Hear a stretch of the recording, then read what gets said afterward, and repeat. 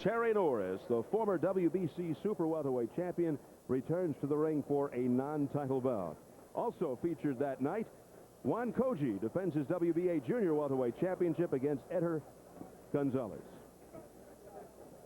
So here at the MGM Grand Garden in Las Vegas, coming up next, our main event as ORLIN Norris meets King Arthur Williams for the WBA Cruiserweight Championship. Norris told us just yesterday he'd like to get Williams in a street fight right from the opening bell. Well, ORLIN Norris fought his first 33 fights as a heavyweight, which included 2 stretches as NABF champion. The first stint lasted over 2 years and included wins over Greg Page and Ronaldo Snipes. But a title shot against Mike Tyson was derailed when he lost to Bert Cooper in 1990. Norris's second reign as NABF heavyweight champ was short-lived. 1 month later, he lost the belt to Tony Tucker. But following the Tucker fight, Norris trimmed nearly 20 pounds to campaign as a cruiserweight. And he's undefeated in his last 10 fights, winning the vacant NABF Cruiserweight title along the way. When Bobby Chez was unable to defend the WBA Cruiserweight title due to an injured back, Norris, the #1 contender, received his first world title shot. This past November 6th, ORLIN Norris captured the vacant WBA Cruiserweight Championship with a 6th-round knockout of Marcelo Figueroa in France. So while ORLIN Norris has held the WBA Cruiserweight title for just about 4 months, let's take a look at the other world champions in the division. The longest reigning Cruiserweight champ is Anaclet Wamba, king of the WBC. Alfred Cole, the IBF title holder, is second, followed by the newly crowned champion, ORLIN Norris. All right, we're back with the fight. Dr. Ferdy Pacheco, who has ably extricated himself from that chaos in the ring. And Ferdy, can Norris or one of the other world champions dominate the division the way Evander Holyfield did? I don't think so, because this division that started as a lame duck division. This was a division where they didn't know what to put you. You were too big for light heavyweight. You weren't big enough for heavyweight. They invented the cruiserweights, and there was nobody in there. Then all of a sudden it filled up. There's 3 good champions now. Norris is the best of the 3 champions, but there's 2 marquee fighters standing there that are just as good as anybody. And one of them is my friend Bobby Chez, and the other one is Hearns. And Tommy Hearns and Bobby Chez together make a sizzling marquee fight. That's where they're headed. So all of a sudden, a division that was a desert of fighters now has 5 fighters that are interesting to watch. So I think the cruiserweights have come into their own finally in the 90s. All right, since Bobby Chez is still active in this division, how do you evaluate the talent pool? Well, Steve, when I'm 100%, everything being together, I still think I'm the best cruiserweight in the world, and I believe I can prove that somewhere down the road. But I think ORLIN Norris is right behind me. He's, like I said, a great fighter with all the skills, the tools, hungry and disciplined. Al Cole is somewhere behind him, and Anaclet Wamba, still, I believe, untested because he stayed over in Europe, stayed away from some of America's top fighters. The rest of the division is somewhere down the line, but always lurking in the wings, trying to prove me wrong. Campaigning as a cruiserweight now is the ever-present Tommy Hearns. And while we're on the subject, who do you plan to fight next? I would love for the fight to be Tommy Hearns sometime in the summer. If things happen that I need to take another tune-up or work my way into another world championship first, so be it. My back is about 65, 70%. We're still working on it, getting it together. I'm just looking to fight again. I love talking with you guys, but I got to get back to what I love first. It's a lot safer here, I think. Yes, it is. Although working with Ferdy. And with that, let's go backstage into the dressing room of ORLIN Norris, who will soon make his first defense of the WBA Cruiserweight title against Arthur Williams.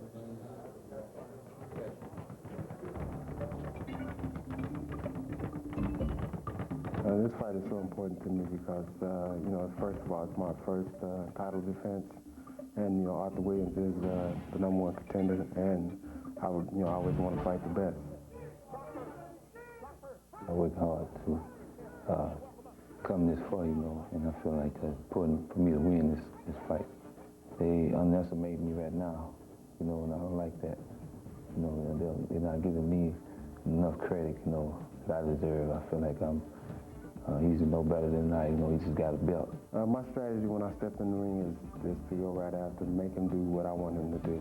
I feel like I'm much more powerful than him, and he don't want to get into no mixed fight with me.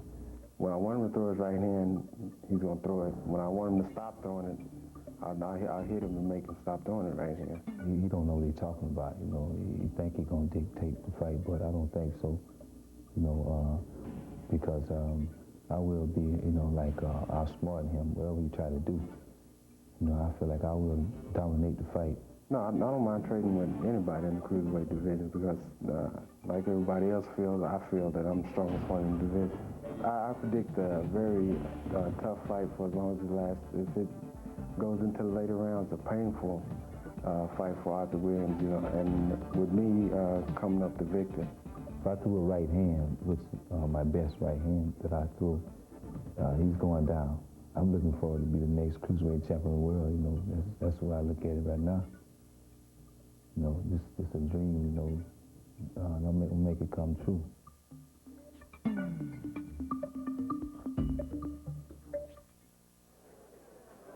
And we have come to that precious, highly anticipated moment when it is time for our expert analysts to offer a prediction. We'll begin with the fight, Doctor. Who do you like in this one? Well, here we are again in the Bermuda Triangle of Showtime, where we never know what champion will do. On the odds, you got to have ORLIN Norris go ahead, but Williams has developed this tremendous right hand, this tremendous punch. An upset could be in the making here. I have to pick. I got to go chalky here. I got to go with Norris because of his experience and the way he handled himself in the heavyweights. Got to go with Norris. How about you, Bobby? Well, I think it could be an interesting fight early, and ORLIN may lose a few rounds. Williams may use the jab and the big right hand, but I think he'll eventually wear Williams down in the later rounds. Late round stoppage or decision, ORLIN Norris still the champion. All right. Let's take our first look at the challenger. Number one contender, Arthur Williams. Originally from Pensacola, Florida, now lives right here in Las Vegas. Williams 21-1-1 with 16 KOs. Picked up his top ranking by posting 11 straight victories, 9 by knockout.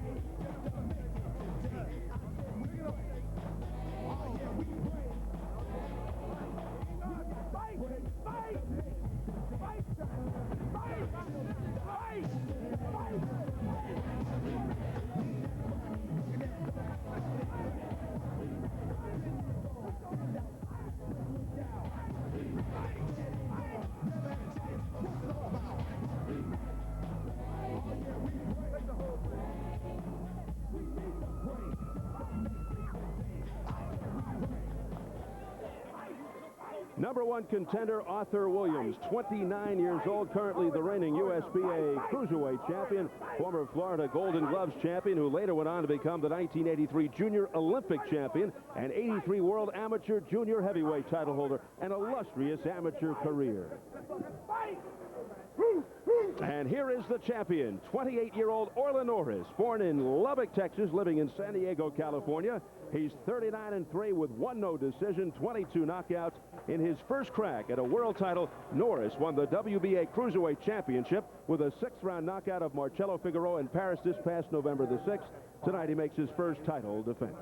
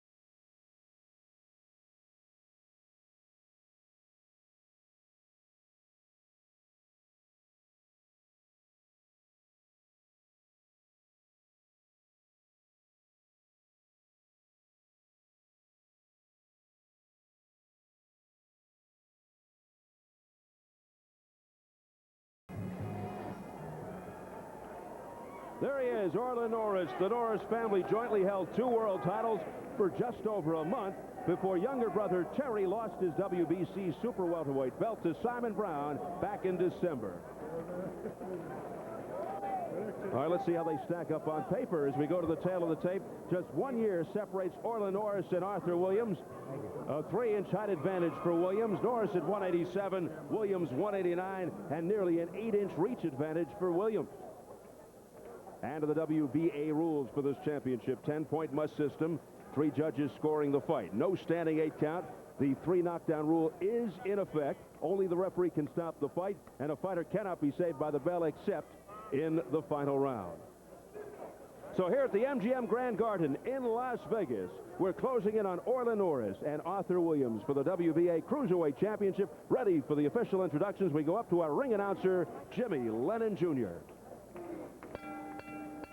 Ladies and gentlemen, before our main event at this time, we'd like to ask you to rise for the singing of our national anthem. My pleasure to introduce you at this time. To lead us here tonight, please welcome the MGM Grand's own 3 Musketeers.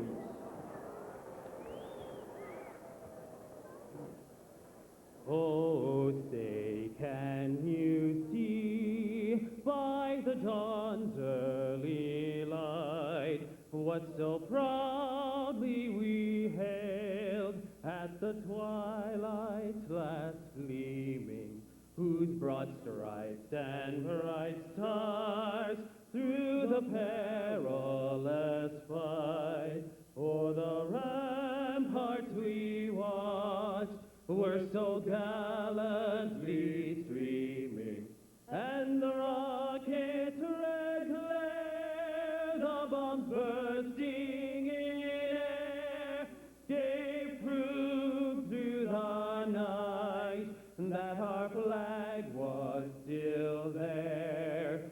Oh, say does that star-spangled banner yet wave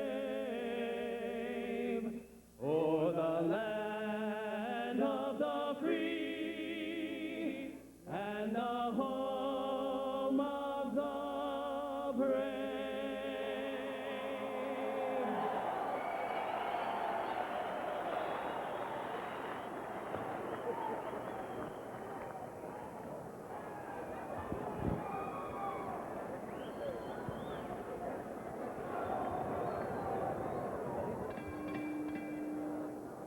Ladies and gentlemen, we welcome you to the MGM Grand Garden in Las Vegas, Nevada, for the main event of the evening, Global Warfare, brought to you by Don King Productions and Corona Beer, along with the world's largest hotel, casino, and theme park, the MGM Grand.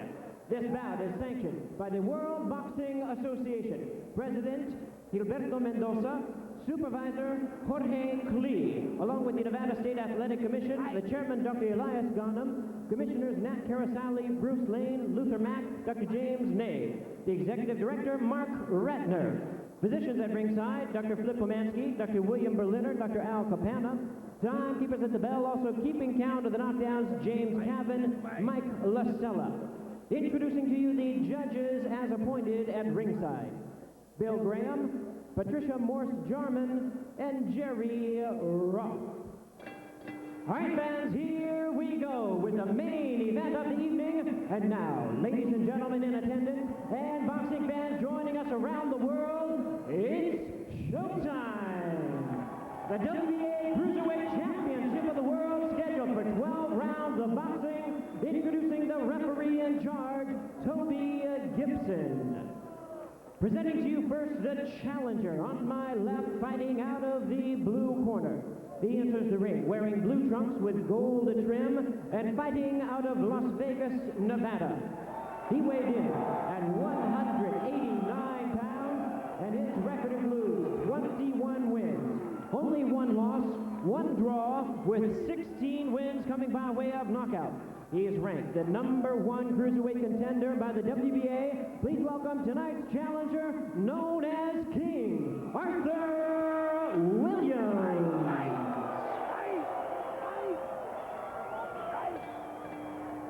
And his opponent across the ring is the defending champion. On my right, fighting out of the red corner, he is wearing white trunks and hailing from San Diego, California.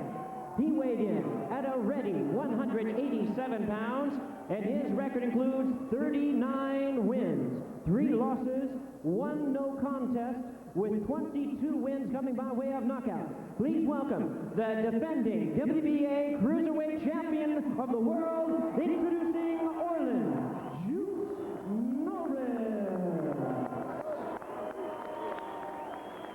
Once again, here's your referee in charge. Now to give instructions, Toby Gibson. Okay, gentlemen, I've given you both your instructions in your respective dressing rooms. Abel, you're the chief second? Chief second. Stage, you're... Right. Okay, you're chief second of his corner. Okay, gentlemen, I want you to obey my commands at all times.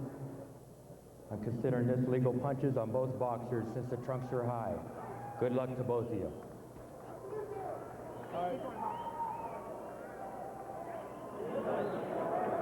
ORLIN Norris says that Williams has a strong right hand and a good jab, has a tendency to leave himself wide open against shorter fighters.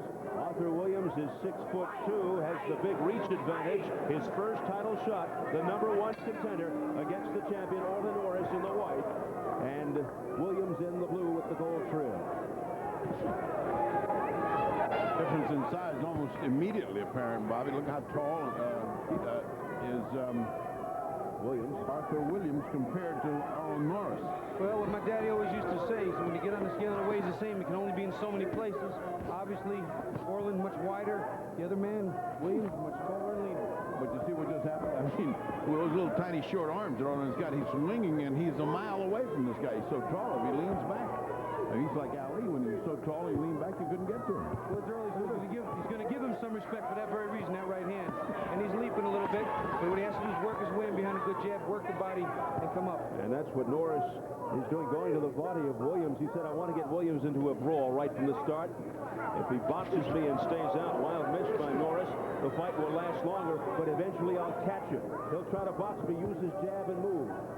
Well, I'll tell you, fellas, I'm so interested in watching this fight that you guys can call it and I'll just sit here. All right. I think if I was fighting this man, I'd be a little bit more interested in calling the fight, because what you got to see here is the small size dictates what ORLIN Norris has got to do. He's got to come in under that jab and under that punch, make him fight in close.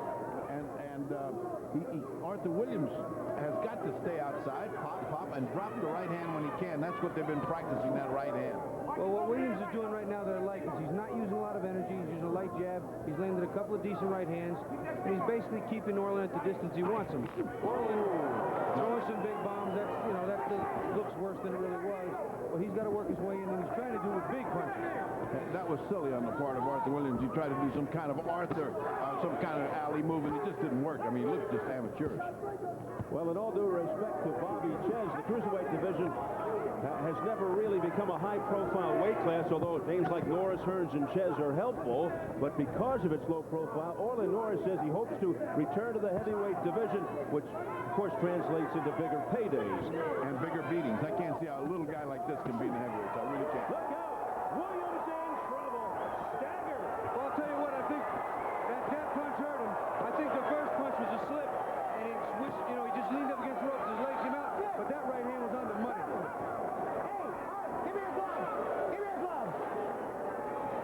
Less than 30 seconds to go in the first round. And Norris goes right back to work.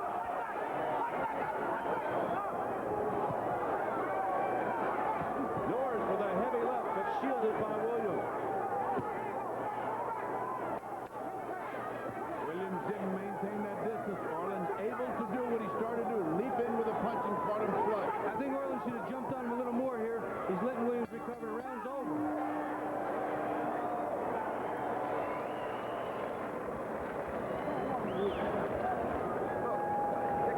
Look on him.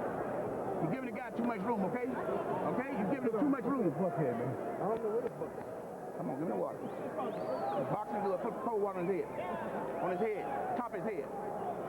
Top. Oh, you're a little man. Keep it down. Keep the cool, all right? You got to All right, let's take a look at this. This is ORLIN doing what he has to do, leap in with a punch. Now, he got caught up in the ropes there, and he didn't get his arm out in time, and then he gets hit. Well, I'll tell you what, I didn't think that was clean. Nah, that one was clean. See, that's one, but let's take one more look at the first one. The first one was kind of like up against the ropes. Like he tripped, Bertie. He thought the ropes were a lot closer. He fell into the ropes, but they weren't there, so he looked sloppy. This one is a punch. Yeah, he put his hand down. The right hand was on target, on time. And even then, his knee never went down. It was just a glove touch. You know, he didn't collapse. Round 2, Orlin Norris, his largest payday, and looking to make quick work of Williams. He's going to get almost $350,000 for this. Not bad. Something that's indicative of most of boxing's better finishers. When they hurt a man in the end of a round, they will come out and see just how well he has been able to recover. There's Stacy McKinley in the corner of Arthur Williams, the former trainer for Razor Ruddock. Hard body shot by Norris.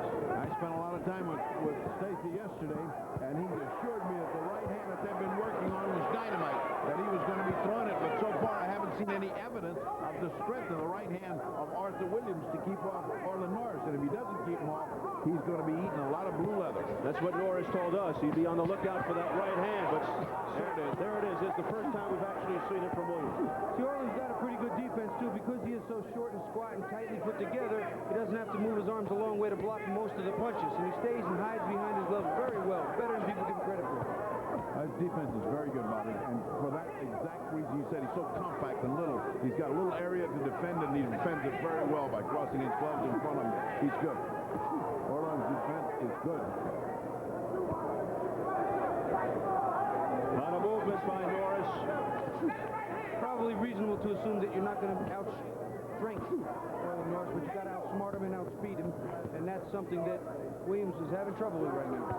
Is that what might be going through your mind right now as you envision down the road what could be? Well, sure, I see how he's strong. He's built pretty well top-heavy. I'm a little bigger bottom-heavy, so we'll see if I can't move him a little bit, but I would give him, I think, some more to worry about offensively, where Williams is just throwing a token jab and a couple of big shots. I'd lace into him and say, well, let's fight, let's get it on. And Freddie, how would you like to fight Orlin Norris? With a pencil and paper. I think I could outright him.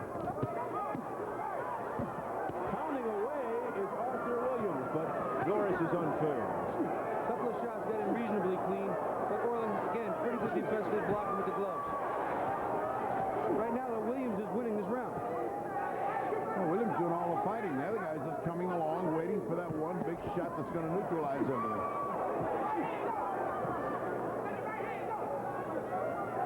Considering he gave away that first round 10-8 because of the knockdown, he has to win something. He better win this round. Arthur Williams better throw that right hand with a little bit more emphasis than he has. Well, I'm sure that Norris is keying on it, so he's got to be careful when he doesn't throw it well, that Orlin's blocking it, countering him hard. Bobby, if he's saving it, he's going to save it till tomorrow morning because this guy will eat him up if he doesn't start throwing something hard at him.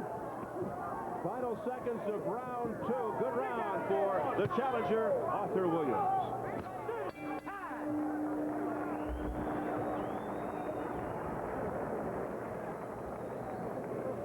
You have that swab down there, Bob, right underneath you, right underneath you.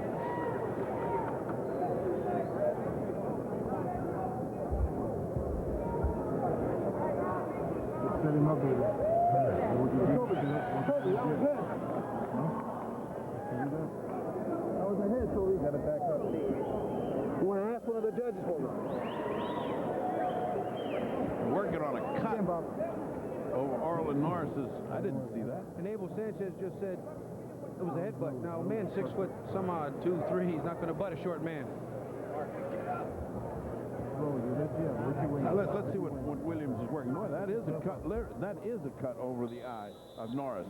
Let's take a good series of punches. Although none of them really landed, but they were doing the effect that he wanted. Get Orlin off his defense. His eye is a little swollen. His eyelid is cut. There's a cut right there on the eyelid. The cut is right on the eyelid too, Freddie. Not good. Not a good place. And if it swells up, it blows up, and you'll have another Carmen Basilio. Round 3. Arthur Williams looking to pick up where he left off. Right now, he has to jab. He has to key on that eye. Mean as it may sound, he's got to target that spot. It's a weakness now. It's something that can be a big change in this fight. Boy, look at the way ORLIN has stepped it up.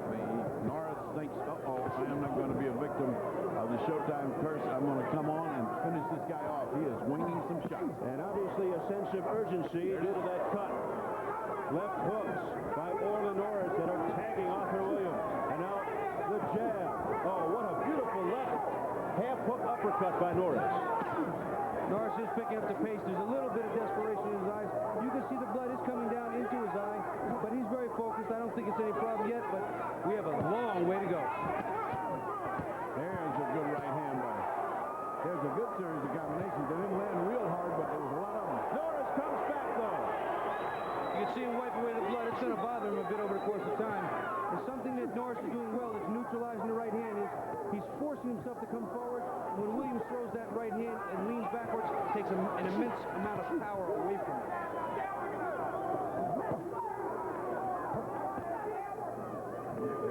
He is being out-punched 2 and 3 and 4 punches to one, Bobby. As long as Arthur Williams keeps this up, it'll take one big shot to neutralize all that. As far as points are concerned. Well, right now we see the heavier hands lie with the juice, but Williams is holding his own, and this is early in a fight that can be very filled with changing strategies with that cut. Norris continues to stop Williams. He's stalking the attack. He's stalking, but he's getting hit while he's talking, and that's where the points are. Now is a real good right hand. Miss, but that was the kind he's got to put everything. Here's a combination by Norris.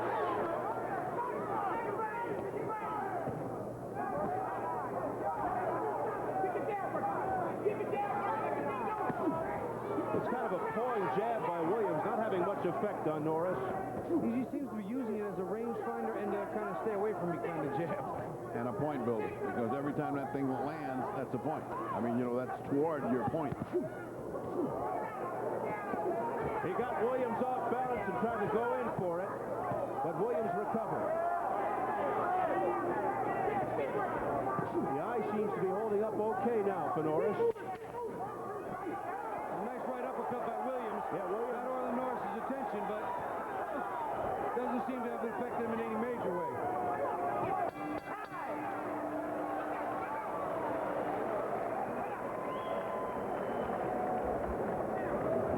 That cut. Don't worry about the cut. Look how.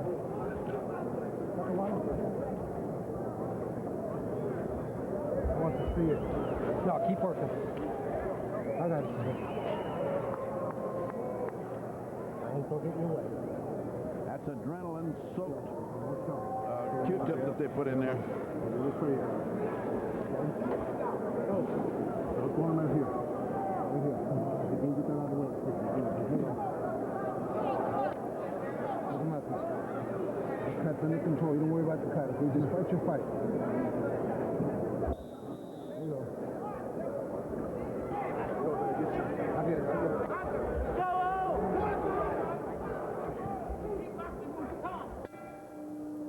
Abel Sanchez telling Orlin Norris over and over, don't worry about the cut. Norris comes out like a wild man here to begin the fourth. You know, Williams keeps trying to lean away from that hook, and sometimes leans right into it. Every once in a while, when Orlin goes to leap, if he were to step in with a right hand, it would double the impact of the punch if he lands first.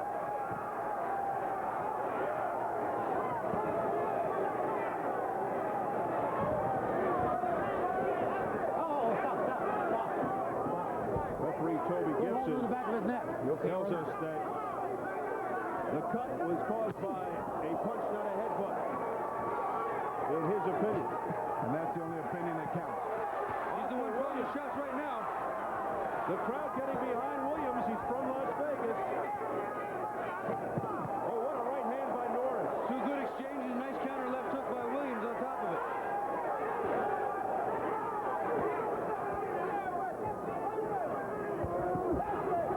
Watch that hand out there. Don't hold his head. Another crisp right hand by Williams.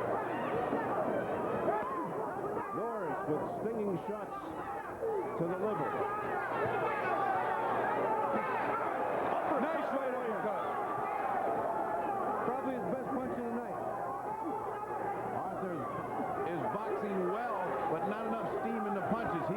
sort of building points with that, but it's Orlin Norris that's chasing, and the ones that's punching with more authority is Orlin Norris. But an effective jab by Orlin Norris. What's happening here, too, is Orlin Norris is doing what we call applying body pressure. Even when he doesn't throw punches, he keeps walking forward, and it causes constant pressure on not only Williams' body, but his mind, because there he is always in front of him, ever present. As the action really heats up here on the fourth.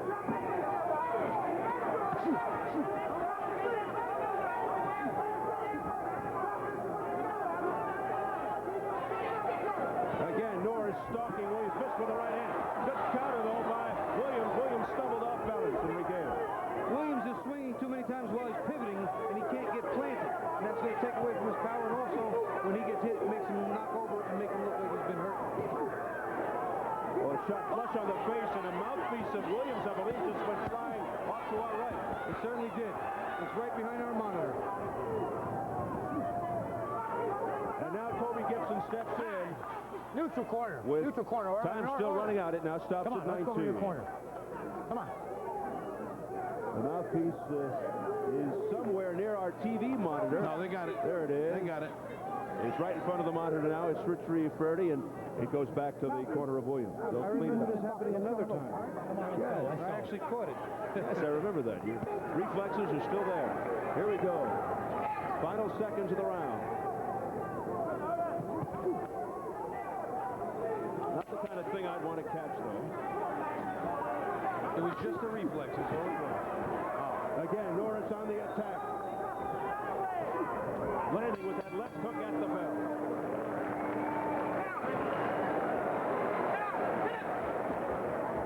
Boxing is good. Keep doing what you're doing, okay? Keep doing what you're doing. I don't want you to stand still. Keep moving in boxing because it's working for you. Give that ice pack. Deep breath. Deep breath, baby. Another round like this, baby. This guy's slowing down. You understand? Keep that stick on it. Okay? You're doing good. Repeat that round. You want to be champion, right, baby? You want to be champion, baby. Keep boxing like that, you're going to be champion. Let's take a look at the Norris jab. While it's Williams is doing most of the jabbing, the effective jabbing was by Orlin Norris here. The mouthpiece flies. I think maybe a little bit more because he has. See that? That's just kind of a bobble, and his mouth is open. It didn't fly out because of a punch. So we progress on to the next round, and I have Orlin Norris with a slight edge right now.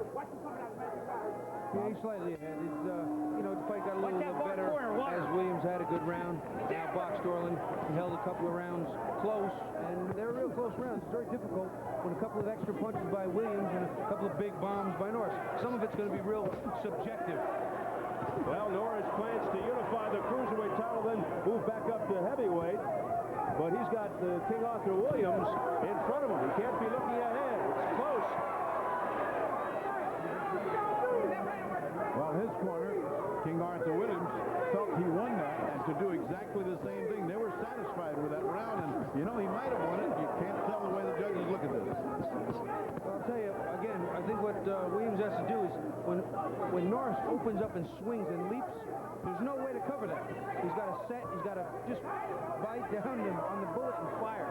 He did that a couple of times, Bobby, right after you said that, but he missed his punch. Had they hit the punch, then, like you say, one force meeting another is devastating. He just happened to miss his. It's the first title shot for Arthur Williams in the black trunks. Orlin Norris with his first defense of the WBA Cruiserweight Championship. Norris at 28, his younger brother Terry, the former champion, watching on from the crowd. They joke that the tough one in the family was not Dad Orlin Sr. There's a right hand by Orlin, but their mom. That's where Terry gets his stare. I hate to meet her in an alley. Orlin right now is just walking Williams down. He just keeps coming straight ahead. And I don't think that Williams is giving him enough to respect in the way of offense. So he's just walking straight forward as he sees fit. But he's doing nothing when he walks forward. See, he's been spending his time doing nothing, and the other guy's been spending his time landing jabs and right hands. So how can you judge it? You got to judge it for Williams. Williams recording the points. Here in the 5th round. Well, some of these punches, in all fairness, are being deflected by Norris and cannot be just scored points. And there you see Norris scoring a couple himself. But as he comes forward, he lands more cleanly with his shots, which makes for some of the punishment on Williams' body. 3 judges from Las Vegas, which always adds to the intrigue. Bill Graham, Patricia Morse Charman, and Paul Smith. Why should that be strange? Any fight that starts with the 3 Musketeers singing the Star Spangled Banner and has a guy named King Arthur fighting is bound to be a strange fight. Well, we're at the MGM Grand, home of the theme park, home of the movies, home of the Yellow Brick Road. Anything can happen. Home of the technical draw. As they would say in the Wizard of Oz, there's no place like Vegas. Yes. Final seconds of round 5. There's that jab as Norris tries to set up the right hand.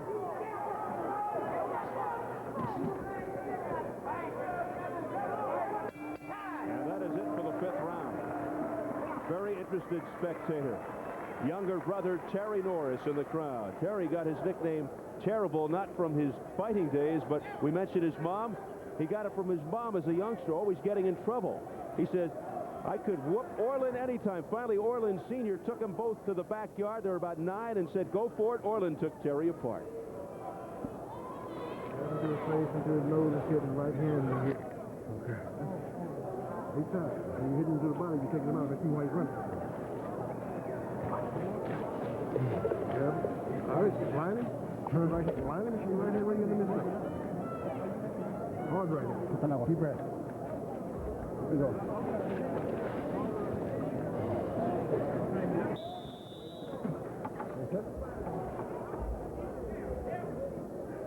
Precious little instruction in the corner. Almost nothing. I mean, what did they say there? I'll tell you what, they are doing a wonderful job on his eye. I mean, his eye has swollen a little bit, but not as much as you would have expected with a cut like that on the lid. No, he didn't bleed much, and we have to credit the corner for doing the right thing and taking care of it, but also Williams didn't put enough pressure on it, punch-wise, to keep it open. Arthur Williams in the black trunks was down in the 1st round, but has shown himself pretty well afterwards.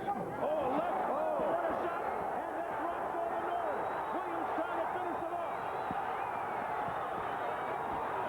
Norris in terrible trouble. I can't believe what I'm seeing. Incredible. A left hook to the temple, and I don't believe it. Orlin Norris was out on his feet. But Williams unable to put him away. And Norris looking to regroup, get his senses back. I'll tell you what.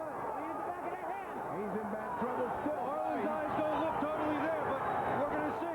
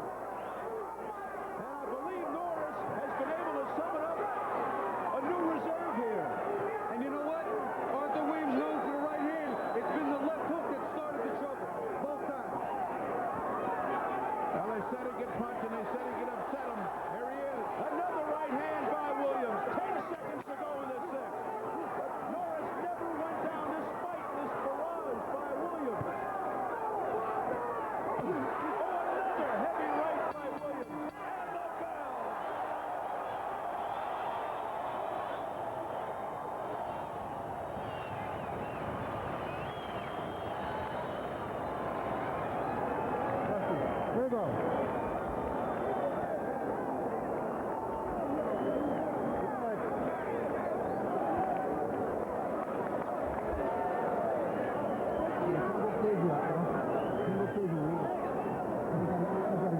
Be consistent with what we do. I think we can't be reaching. We got to get inside and look them uppercuts. You can't leave them on the outside like that, bro. Let's take a look at what got him in trouble. Now, the hook is what got him in trouble. That left hook landed right on the button. Had he not been so amateurish, Arthur Williams, right here, look at this amateurishness. This makes no sense to me at all, Freddie. Nothing. You sit back, you have a man in that much trouble, you step back. Later in the round, he does the same thing, only this time he tries to lace on into him with some set shots, but by then Norris has gotten out of the big trouble. And by the way, Bobby, I think we both agree that's a 10-8 round. That's what you call a 10-8 round without a knockdown. Without question. What a courageous round for Orlin Norris, who never succumbed to the pressure and never went down. Round 7 now for the WBA Cruiserweight Championship. I feel safe in saying, though, that right now the gas tank, the lead there is Orlin Norris. He has more juice left than does Williams, but with those bombs that Norris is running into, can he sustain without getting hit with that big stuff? He got a good hook in again, did Arthur Williams. Arthur Williams needs a round to get him to collect himself. Williams was knocked down at 2:18 of the first round.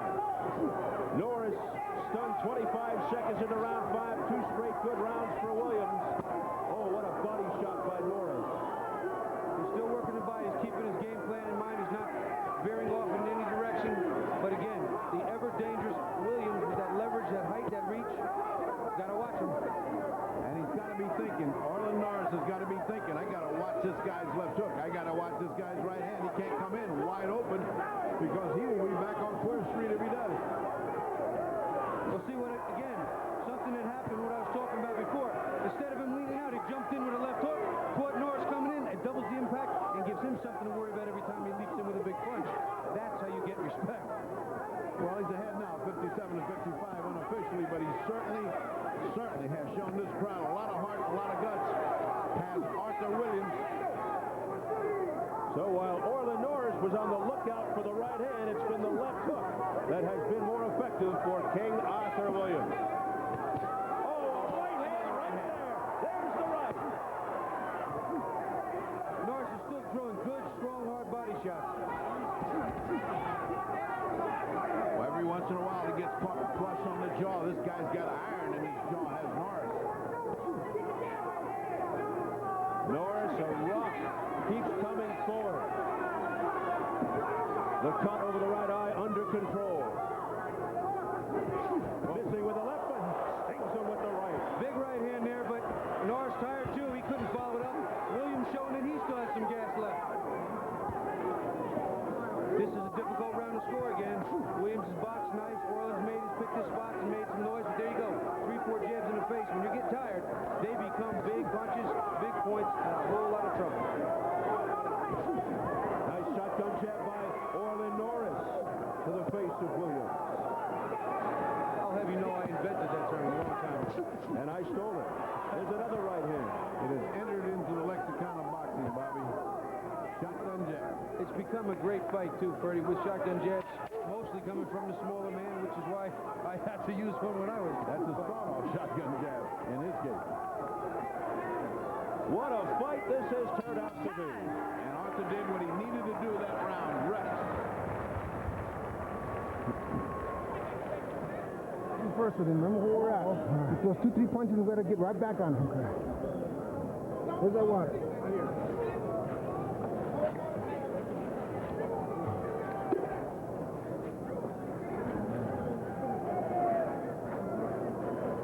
The water. There you go.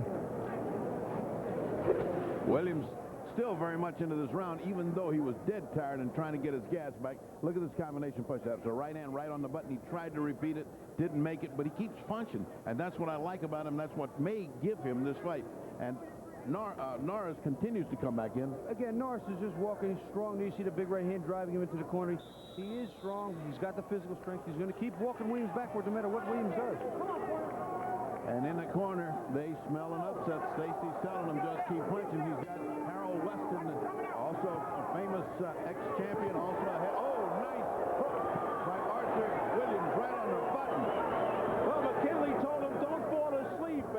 He certainly didn't as we begin round A.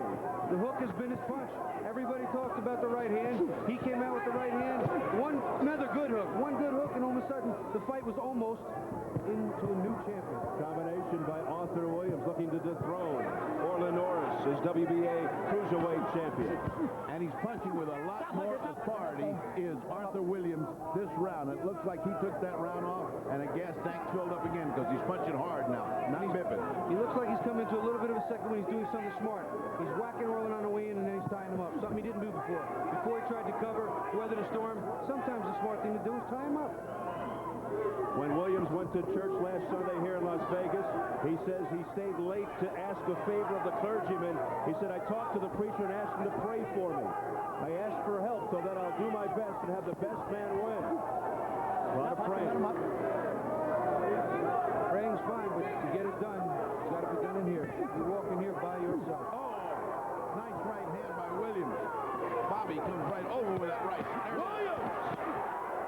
Big right hand. ORLIN tried to weather it and whack him in the body, but Williams right now throwing too many punches for ORLIN to be effective. And hard punches all of a sudden. They're not those powder puffs anymore. Williams resting in that last round, and it's really paying off. Powerful punches by the challenger. Minute 20 to go in the 8th round. Williams is having a good round, too, defensively. He's being smarter, slicker with his defense, blocking the shots better, covering them up, making them deflect off those gloves. He's doing a much better job all around. You know, this has got to really be frustrating for ORLIN NORRIS, who is making the fight, trying to come on, but he can't get to Williams, and Williams is winning the round.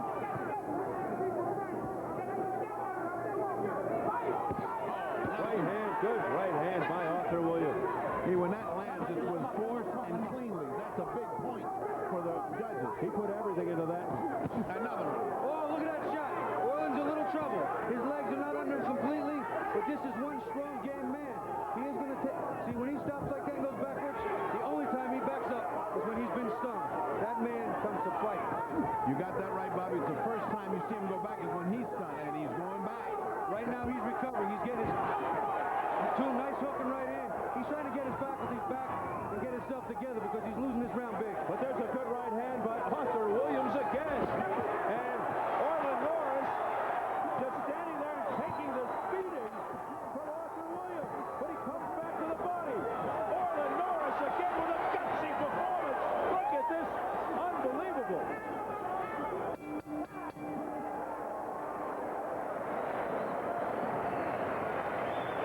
Well, a guy who knows from upsets right here in this very arena, Frankie Randall, who upset the legendary Julio Cesar Chavez to take the WBC Super Lightweight Championship. Don King himself. So Frankie Randall may be looking at another upset in the making. Hold my pants open. The pants open. That's my war gun. The war cut, man. Get the war down there. I got it, man. You got the tie. You got it. You got it. Okay? Keep working, okay? Deep breath. I got it. Real deep breath. Keep boxing, okay?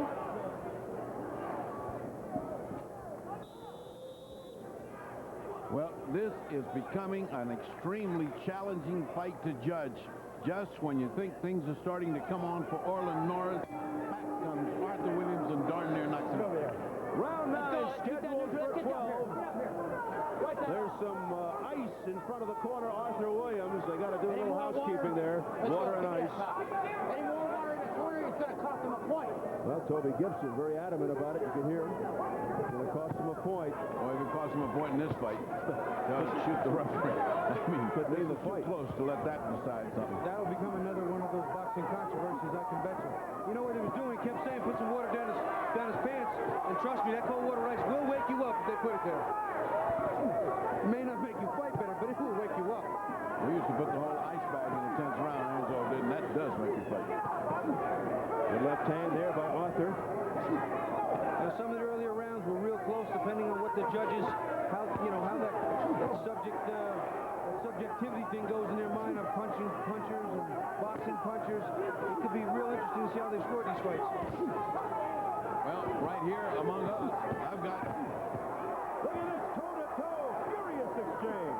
I've got Arthur Williams ahead, and you've got it even. So even among us, we're looking at this fight, trying to figure out what is happening here.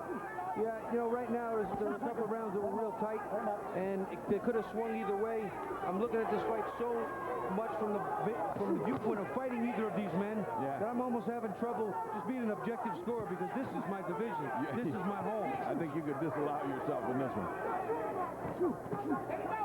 There's that shotgun jab again employed by Norris. Blood from the right nostril of Williams, missing with a wild leg. Amazing recuperative powers, though, by Orlin Norris. And not being ruled, it's a slip in his own corner from all the wet stuff there. And the referee just said, see, that's what I told you guys. The referee says to him, I can't help you up. You better get up on your own. Look at the bottom of his pants is just dripping wet. He did get knocked down legitimately in the first round, Arthur Williams. But he came back with a 10-8 round later on. He didn't have to knock Norris down. It was just such an overwhelming round. Now, he even the score in the 6th round with some tremendous bombs and had Orlin Norris all but down. This is another one of those rounds where Orlin Norris has started out looking very strong. Oh, a beautiful right hand to the chin by Williams. Williams doesn't look like he has a lot of juice left, but he comes up with the punches. He's got a lazy kind of way, looks exhausted, loses his sleep. Orlin comes in looking strong and gets bam, right on the button. And also, he seems to be fighting alternate rounds. One round he looks like nothing, the next round he puts it all together and zaps punches, so this is going to be very interesting.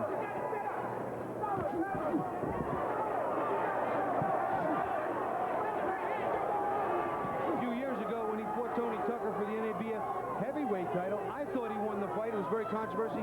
Tucker wound up getting the decision, so I'm sure he won't be comfortable with a decision in Las Vegas. Yeah, he lost a very close decision. He wants to end this thing before it goes to the judges. Well, anybody that fights in Showtime should not want to hear the decision. Well, I thought Williams put one in the bank there.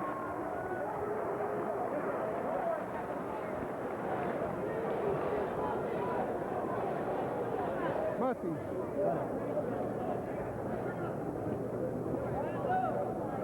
See, when we're consistent like that, now like, as long as you're going everything on top, now we're going to start throwing little jabs out there so he get him a little listen up, okay? Change the leads once in a while, but we got to stay busy. We got to... Go ahead. Arthur, you got to pick your pace up. Don't give. You can't give, okay? You listen to me, baby. Start to put some power behind the jab. Now, here's the slip, which is just one of those strange things in boxing. Got too much water there. Now, look, watch his foot. Whoa. Yeah. You know, that can be dangerous. Yeah, you you can sprain can something, pull his hamstrings, break his ankle. A hamstring pull is easy to do with that. So it didn't happen, and thank goodness. But, you know, it's up to those guys to wipe that corner off. There's just no reason for a lake being there. They should dry that completely with a towel and use a fresh towel as much as they can. Round 10, Orlin Norris, who has held the title for only about 4 months, and Arthur Williams with his first world title shot. And this fight should be about even here. And that means that these next 3 rounds are absolutely crucial to these guys. I agree. It's so close that no one can afford to give up any rounds, take too many rounds off. Right now, Williams being a little more effective with his punches, although Norris is just charging ahead. We see the blood starting to stream again. You just see him trading these rounds. I mean, Williams takes off a round, comes back and punches hard. So like ever-ready batteries to put into him, and he's ready to go alternate rounds. The Energizer Bunny. This has been non-stop action from the start. Big uppercut. Left uppercut by Arthur Williams. But Norris did not go back.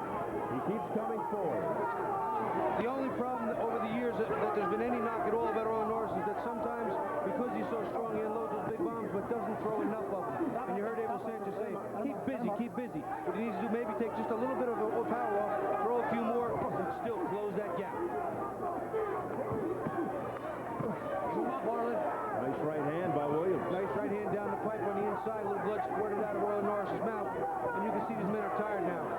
Williams continues to score. Nice move by Williams. When he makes him miss by a lot.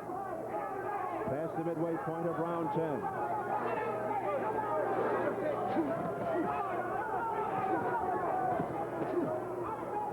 Williams has been past the 10th round only once when he beat the Russian Yuri Vaulin. Nice big right hand. Yes, right Orlin hand. Norris is having a little bit of a problem now. But there is no quitting that man. You got to tip your hat to him. He has taken some vicious shots from good leverage points from Arthur Williams. That was a good right hand, and it shook him. It shook Orlin Williams. Still, he's standing in front of him. What guts on Norris. You know, Showtime has put on some great fights over the past couple years that I've been with you, and this is turning out to be one of them. A fan's fight. It has been compelling.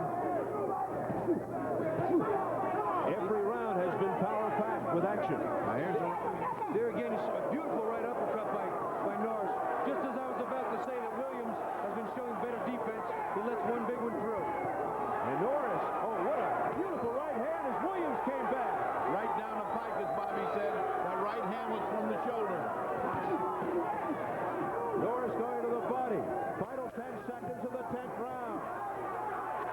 I'm more impressed with Williams today than I have ever been. I haven't got to see him a lot. I've known Norris. I've seen him. Williams has shown me some stuff. Another one in the kit for Williams. Don't start down. Look, you got to take the title now. Yeah. You understand? You got to take it this round. You got to take the title now.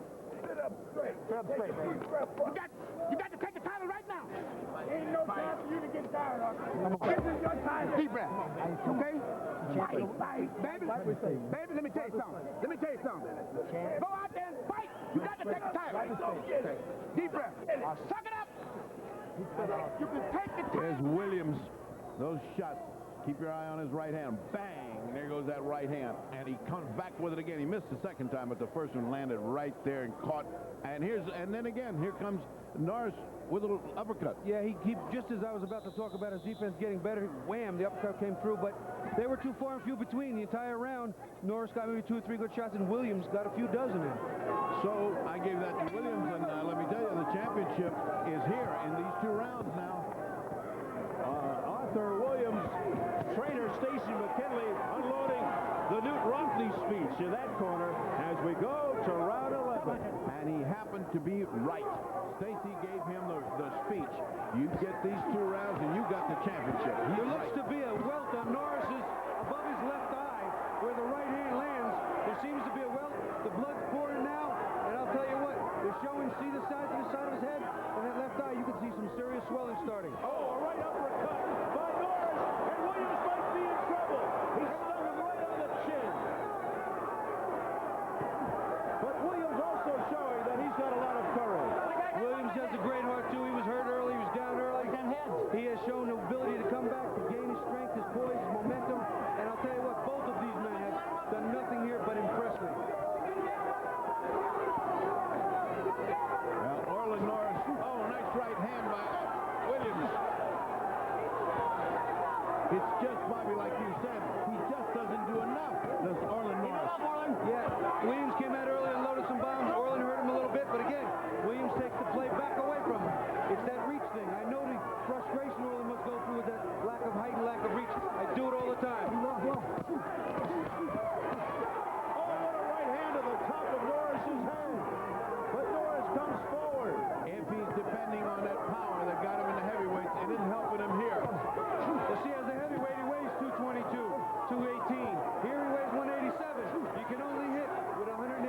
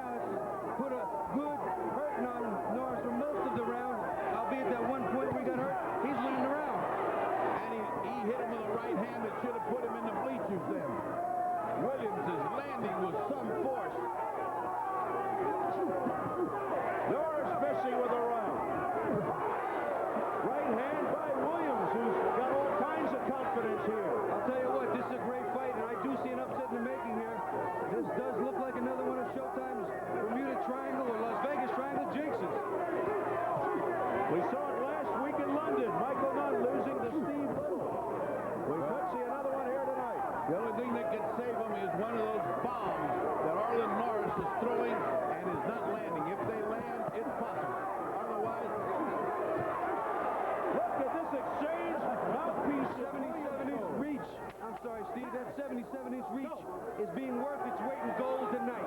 It's winning this title. And the blood getting into the eye of Norris. It's opened up again. Another one in the kip for Williams.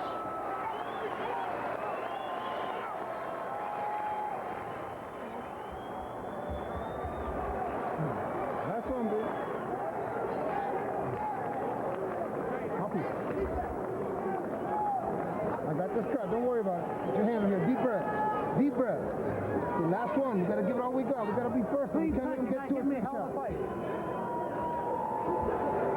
I don't hear any great advice in that corner. It's just bothering. It's upsetting me that he's not getting a little more specific instruction. You got a fighter who's tired, who's cut his late. I'm sure he's not worried about the cut. It's 11 rounds in. But you just say give it all you got. But what? Give him a direction. Last one, baby. Now, the uppercut by Norris early, the kind of uppercut which he hoped would finish this fight, but doesn't. That's a vicious punch. One of his very best. There you go. Now you want to watch it. They're getting a nice combination. He gets hit inside, a little elbow. Mouthpiece comes flying out. Here we go. They'll touch gloves to begin the 12th and final round. Arthur Williams going to the 12th round for the first time in his career. Hits him with a left hook. Arthur Williams comes out swinging. It's desperation time for Orlin Norris. Right now he needs Julio Cesar Chavez versus Mildred Taylor Miracle. And this crowd that's used to great fights was on their feet when they came up to the 12th. How often do you see that? Hardly ever. This has been a great championship fight. Norris needs the knockout. Obviously we didn't have to pay for these seats and we have the best in the house. I'd have paid plenty to see this type of fight. And now it's a question of can your man weather the last round, because even if he gives it away, I think he wins the fight, does Williams. So he can't risk it yet. He can't just dog it either. I think Williams has done the job, and now as I rate the cruiserweights, gentlemen, I must say that I have a new man to rate in there. Look at this display by Williams. A ferocious attack, but back comes Orlin Norris. This is just a man's man type of fight, and right now, I believe the reach and the height are the big edge here, and it's something I've had to deal with for years of my life fighting, but it's part of the game. This would be the better part of valor would be for Williams to box as he's been boxing, bipping and bopping and staying away. He shouldn't try to knock out Norris now. He doesn't need to. I think Moore's just trying to keep him off him. One or two big shots, keeps Norris, get his attention a little, get some time to move, use a jab, and his defense again has picked up from what it was in the first 3 rounds. He might have had championship jitters. Well, in the beginning we said, look at the difference in size, Bobby. And at the last round, I say, look at the difference that size made in this fight. Desperation time for Orlin Norris as we approach the final minute of the final round. Arthur Williams looking for the championship in his first world title shot has put on an explosive display here against the champion Orlin Norris. This crowd going wild. Williams continues to land. And he's taking his chances, but you wonder why.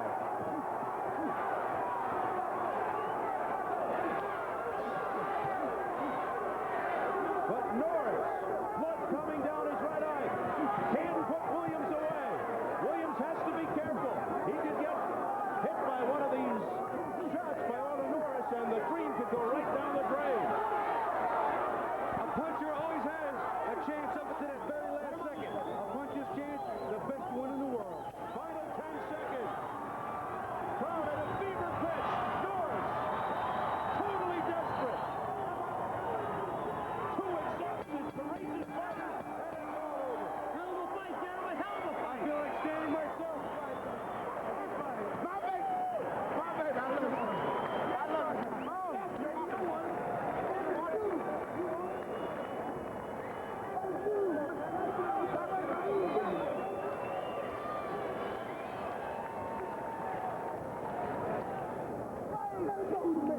As they carry King Arthur Williams around,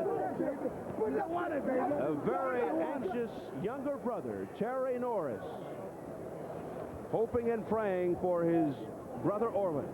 He told me before he can't even sit. He has to walk it off. It just gets into him. He's starting to get used to it a little bit, but Orlin had a rough night. Again, some rounds were close. Ferdy had it 115, 111 for Williams. I had it a little closer, but Williams got the nod. Well, I would have to agree with you. We'll see how the judges rule it. Bill Graham, Patricia Morse Jarman, and Paul Smith, all out of Las Vegas. The judges. You gotta be a dog. You gotta be a dog. You gotta be a dog.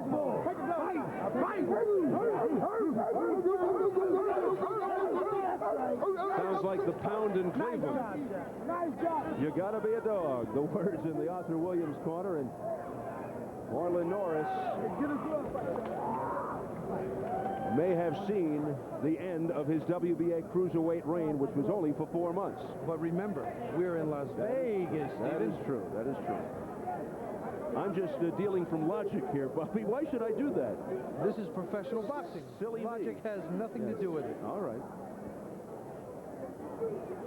Norris, 28 years of age, lives in San Diego, California. Wanted to unify the cruiserweight title and then move back up to heavyweight where the big bucks are. But he forgot a guy named King Arthur Williams in front of him. Arthur James Williams. What kind of money, Steve? I would take a shot at heavyweight too. What the hell? 5 million buys a lot of Bengay. Spoken from the heart by Bobby Ches. Well, we're awaiting the decision here. This crowd extremely entertained by a tremendous battle. And the longer it takes to tabulate these scores, the more worried I'm going to get. How do you think King Arthur Williams must feel?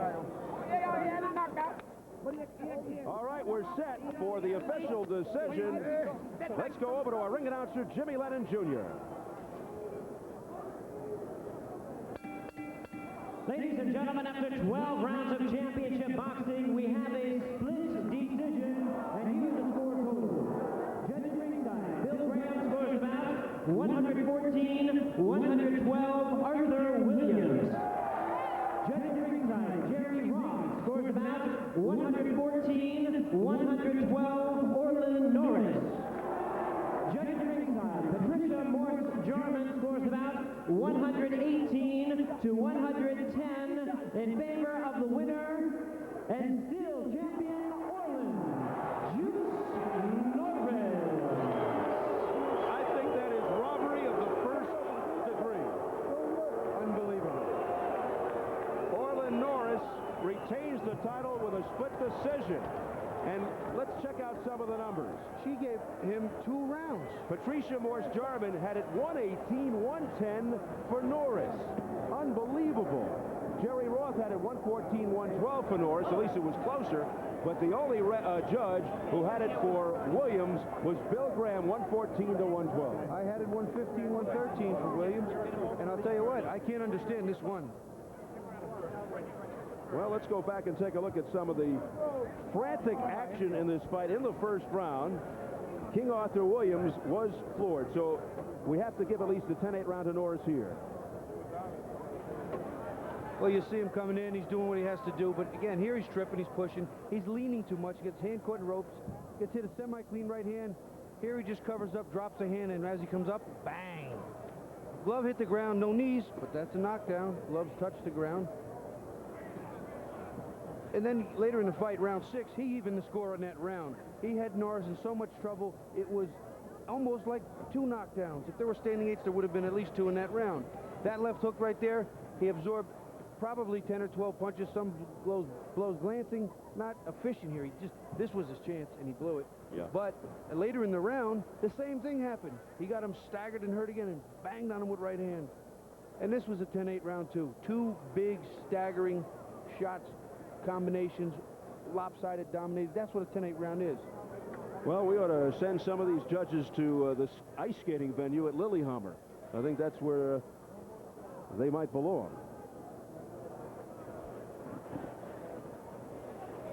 Ferdy Pacheco, the fight doctor, standing by in the ring. This should be interesting. Ferdy? Well, ORLIN, I must tell you, this is one of the rawest decisions I think I've ever seen in Las Vegas. It happens in Las Vegas. You happen to be the winner today of a decision. But let me tell you, you got hammered an awful lot in this fight, ORLIN. Yeah, I got hit with a lot of good shots, but still, We got a fight. He ran the whole fight, you know, and Yeah, but he was running and punching, Orlin. Yeah, You're all lumped up, you're cut, and you almost got knocked out twice. Those are 10-8 rounds. He only went down once. well, he staggered me. He didn't almost knock me out.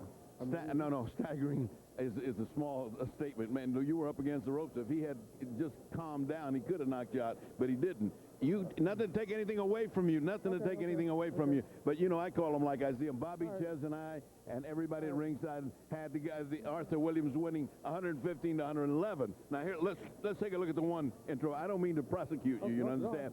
But we're so sort of outraged at what happens here in Las Vegas. It's over and over again. We're looking at the monitor right now. Both of the fighters are looking at it. We're standing here with Arthur Williams. Arlen, you're telling me you're not in trouble here? Oh yeah. I'm not disputing that. I mean, he did hurt me. He rocked me several times in the fight. All right, now let's go to Arthur Williams a minute. Why all this punching? Why did you just settle down? Because he had got good defense, you know. I didn't want to punch myself out, you know. I hit him with some shots, and he was holding up his hand. Well, you almost punched yourself out. All right, you're the victim. We've just talked to the man who got the biggest Christmas present that I've seen in years. But now let me ask you. You thought, and Stacy thought, and everybody thought you had won this fight. Those last 3 rounds you took convincingly. What can you possibly say about a decision like that? Well, it's a real bad decision on the judge's behalf because everybody in here know I won this fight, and I really hate that, you know. I think one of the judges, if we're looking at the scorecards, only gave you 2 rounds. Is that a possibility in this earth? Yes, it is. You know, I mean, you know, it's just a shame, you know, that you have judges like this, you know, today, you know, when you put all your heart and everything into it, and then you come out on the bottom, you know.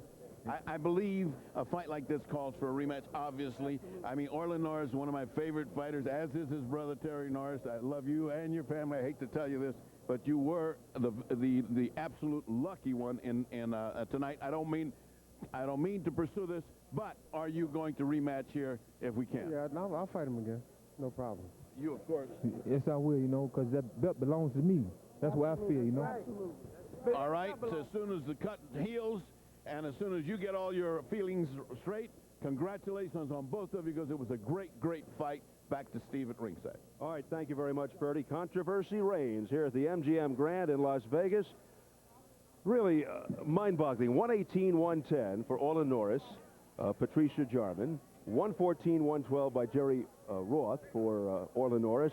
And the only guy who really saw it the way we saw it was Bill Graham, 114-112 for William. I had it 115-113 for William. It's unacceptable that someone can only give Williams 2 rounds in that entire fight. Yeah. And I just don't understand that. That's something that needs to be addressed. And we've talked about it over the years, and they've cried for a federal commission. There's federal legislation now called the Professional Boxing Corporation Act in the House and in the Senate. But I don't think it's going to come to pass. I think the lobbying efforts are against it. And this is a tough decision that I would not want to accept if I was Williams. I would not want to accept it. It makes a man afraid to come to Las Vegas and be treated fairly, and he's a Las Vegas boy. Right. And then we saw a technical draw, Rossi and Petway. Rossi retains the IBF junior middleweight title, so some controversy there as well. But I was unfortunate to headbutt something that happens, one of our occupational hazards that we have to worry about. And the fight was shaping up very differently than we thought. We thought more of a cat and mouse game, more of a moving game. It turned into a dirty street brawl, but interesting nonetheless. But that last fight was a great fans fight. It had to be one of the most exhilarating fights of the year. It was a great fight. It was non-stop action because of the styles. Norris can come forward because he is so strong. Williams backing up, but effective. And again, when he started unloading the left hook as opposed to the right hand, he became doubly dangerous. Well, Norris lost that tough decision to Tony Tucker. No question he gets a gift here tonight. The way I see it, and somebody, when I get back home, may call me up, tell me I'm crazy, and I'll defer to my architect of my career. I'll back them up. No, I'm Tommy Parks, and ask him what he thought. But I think we called it pretty close, pretty right. All right. Wild night. Let's take one final look at tonight's boxing doubleheader results. Here it is. The bout declared a technical draw. So Gianfranco Rossi, the Italian legend, defends his championship over Mr. Petway. And in the fight we just saw, a split decision for ORLIN Norris, as controversy reigns here over King Arthur Williams. Most people here in the venue thought that Arthur Williams was the winner. Right now, let's go back up to the fight doctor, Freddie Pacheco, in the ring. Well, not only are we and the fans upset, but here's a man who's more upset than I am, Don King. Well, I just think that that's a terrible decision. I think it should be reviewed. I rarely do I ever get involved in whatever the decision be one way or the other in boxing, but everyone clearly knows that this man won more than 2 rounds, and I don't know what the judge who voted like that was looking at.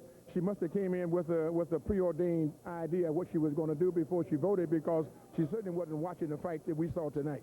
Yeah, there are a bunch of 10-8 rounds alone that would make it. How about a rematch? I mean, we always talk about rematches. We see them, but this is one that must come about. Absolutely. I'm certainly going to go to the WBA and to the state of Nevada, and they should have a rematch, and this is how it should be settled in the ring.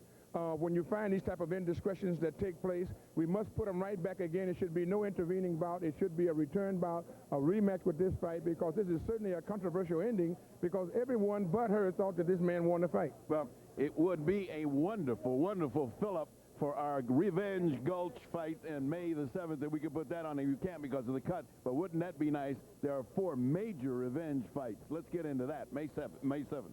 Well, it's certainly going to be 4 major revenge fights, and you never know what's going to happen. The cut may be healed, and he'd be ready to go. So we're going to look forward to it. But one thing is for certain, there's never been a dull fight on Showtime Championship Boxing in this last 14 months. Every show we have, something happens, and everyone's seen this. Well, everything happened in all 4. Let's start at the very top. Chavez Randall. Let's run them down real fast for the fans. Well, Chavez Randall is going to indeed be a grudge match, because it's the first time that Julio Cesar Chavez lost. This is the first time he was introduced to Mr. Defeat. It's an agonizing taste in his mouth. He don't like it, so he's coming back to go out and try to attack Frankie Randall and knock him out. So Frankie Randall said he's going to do it again. So that gives you a heck of a rematch there, a revenge that is going to be terrific.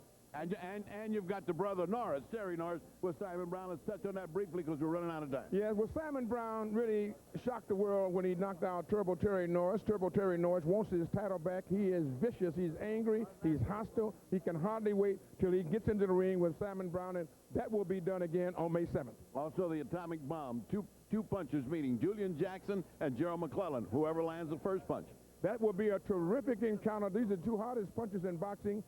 We will see them on May 7th, and it's going to be a terrific encounter there, because there's an irresistible force against an immovable object, and something has got to give. And we can't forget the old professor, Zuma Nelson, who won a fight and then found out that it was a draw against Leija.